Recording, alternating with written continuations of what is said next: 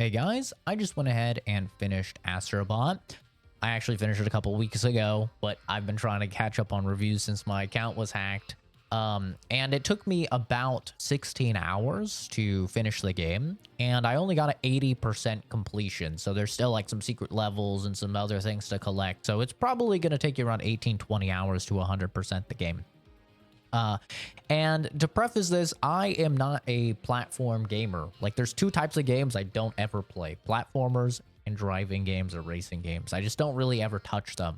In the past dozen years, I've probably played two platformers: the Super Mario, I think it was called Odyssey, the one that launched with the Switch, and Celeste. Those are like the only ones that I've played in a dozen years. So this is going to be coming from, you know, the perspective of a guy that really doesn't play a lot of platformers. But even with that being said, and me, you know, not really being a platformer expert or anything, I have to say this is easily a contender for Game of the Year, if not my Game of the Year.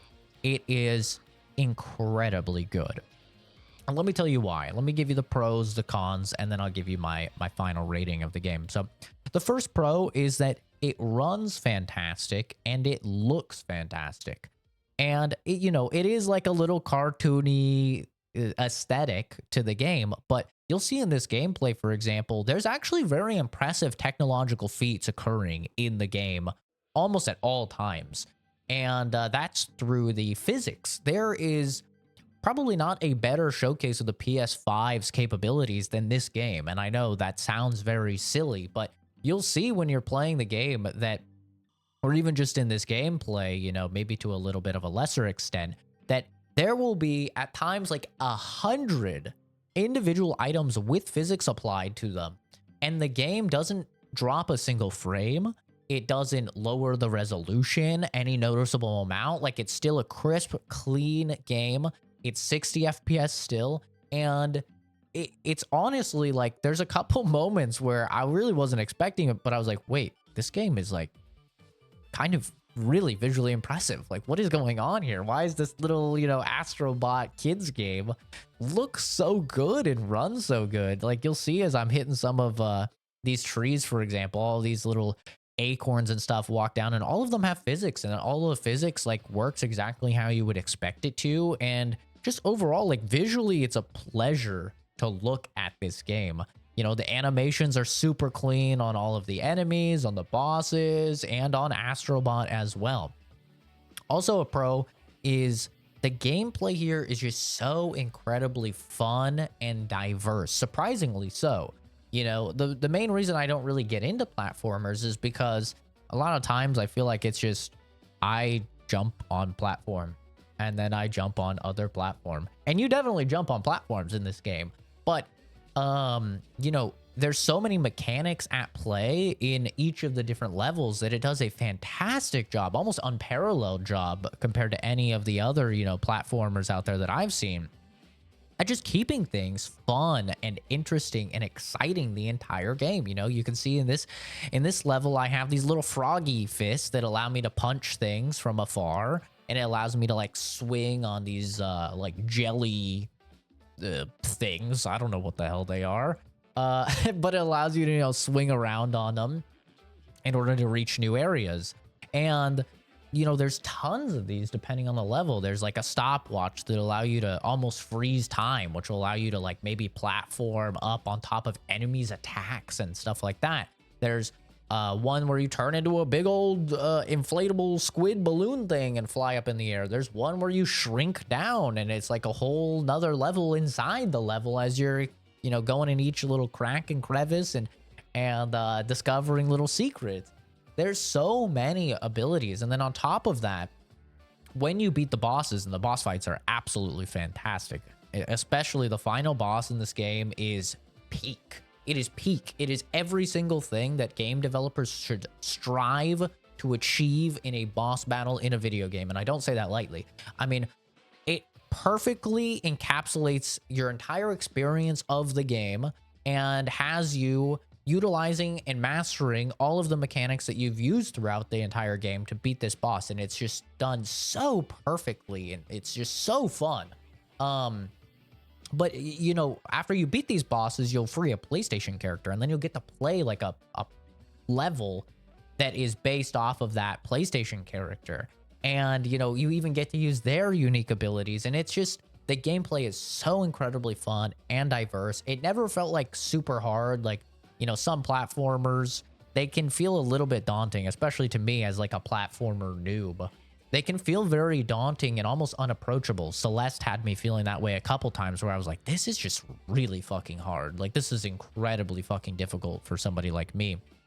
I mean, you can see right here, the boomer in me, right? Like, unable to figure out how to launch off of this thing. But the game's never like hyper challenging. Any time that, you know, I faced any challenge, which a couple times I did in the optional levels, a couple like the rhythm based levels were a little bit difficult, but every single time it felt achievable and it felt as if it was my fault. You know, it was user error. It was a skill issue. It was not like one of the mechanics not working properly. I never ever felt like a mechanic was not working the way that it should. It just felt hyper polished and smooth the entire time and very, very fun to play. And speaking of those PlayStation levels, that leads me into the sound design. The songs in this game are amazing. They're such a pleasure to listen to. A couple of them do feel like, you know, something you'd find your like your little cousin listening to, you know, or your niece or your nephew or something on YouTube, like an Elsa video or something. And they did definitely feel like little kid songs that would be in the background, but most of them are actually really, really good. And the ones that are especially incredible are the Astrobot remixes of the PlayStation theme. And shout out to the God of War one, which, you know, is mostly the same as the Ragnarok song until the bass drop where you just hear Kratos go, boy. And then the bass drops. I mean, talk about just being in touch with, you know, the PlayStation community and memes and stuff like that. It's just a pleasure to look at and listen to and play. It's a very, very fun game. And, you know, it's a lot like Space Marines 2. What I said in my Space Marines 2 review is like, this game isn't doing anything crazy. It's not blowing me away with anything, but it's just simple and it's fun. And ultimately, I think that's what video games should not always be, but a lot of the times that's what video games should be. I mean, people are looking to just pass the time, have some fun, forget about their daily worries. And, you know, I feel like oftentimes you have these game devs that are just like Neil Druckmann. They're just trying too hard. They're trying too hard to be movies or be cinema or peak, you know, narratives and stuff. And so it's just really fun to play a game like this. That's just, it's so fun.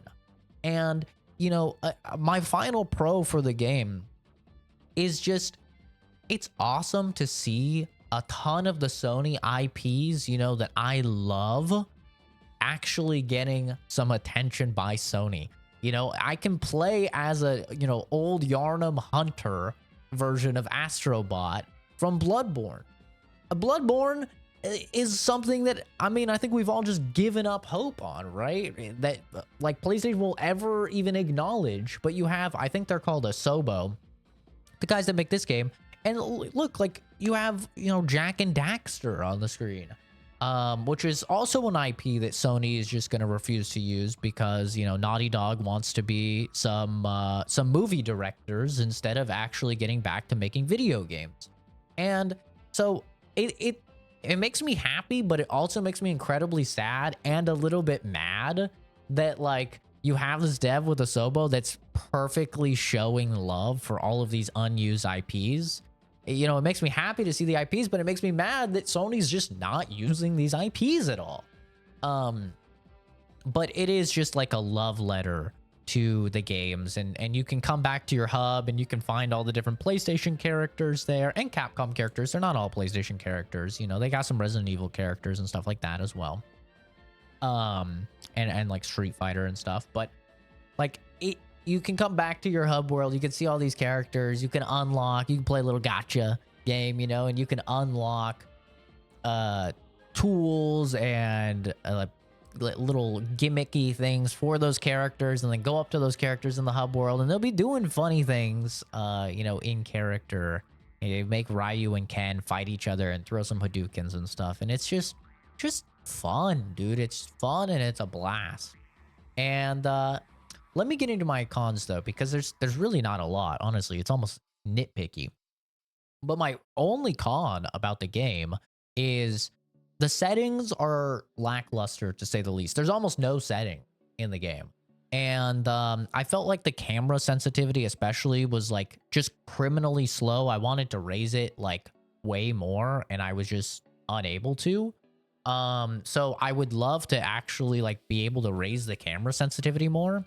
And then you also can't really do anything with the audio, which this isn't going to be a problem for most people, but because you know, I was streaming the game, I really do like to have like fine tuning for the audio levels with the music and with the sound effects. You know, I like to fine tune all of those levels to get like the perfect experience on stream, and you can't really do that. There's no way to customize the audio, which I do think is a little bit, you know, unfortunate. But overall, I mean, this is just a love letter to like old PlayStation games. It's almost to the level of being like propaganda. Like riding around on a PS5 controller, you know, saving all these PlayStation characters and fixing up your PS5. You know, it's almost like propaganda levels. But I don't really mind because it's super duper fun and it's super cute and entertaining, and I had a great time the entirety of the game. Overall, I'm going to give Astrobot a 9.5 out of 10. I think this is, even as somebody that, like I said, doesn't ever play platformers. I've played like 2 platformers in the last dozen years. This game is just so fun. It's so close to perfect. Like if there were just a little bit more settings in the options menu so I could tweak, you know, sensitivity a little bit more and audio levels, and this would be a 10 out of 10 game for me. I mean, it's really just that that's keeping it from 10 out of 10. It is so fun. And ultimately, my main complaint is I just wish there was more of the game. It's incredibly good. You know, for me, 5 is average, 6 is above average, 7 is good, 8 is great, 9 is amazing, and 10 is a practically perfect masterpiece. And, you know, I think this game is absolutely amazing. It's so close to masterpiece levels, and it's awesome to see, you know, with this and Space Marines 2, it feels like gaming is healing a little bit. Like you've got the Ubisoft garbage that is failing. You've got the live service Concord and stuff like that that's failing. And then you have games like Astrobot and Space Marines 2 that just get back to no politics, no this and that, just actual good, solid, fun video game doing extremely well. And I love to see that, man. And I hope we continue with this because it does feel like nature is healing a little bit. But let me know what you guys think. Did you really enjoy Astrobot? Do you still not have a PS5, you know, so you haven't played it as of yet? Or is it just not your type of game? Because I'll tell you right now, I didn't think it would be my type of game since I don't like platformers, but this game was so good, it won me over even despite that fact. If you want to see more honest reviews coming from somebody that buys all the games themselves, I'm not a paid shill or anything like that, like IGN or something, then feel free to subscribe. If you like the video, feel free to like the video. And if you dislike the video, of course, dislike the video. Thanks for stopping by, and I'll see all of you guys in the next video or stream Marooney. Bye-bye.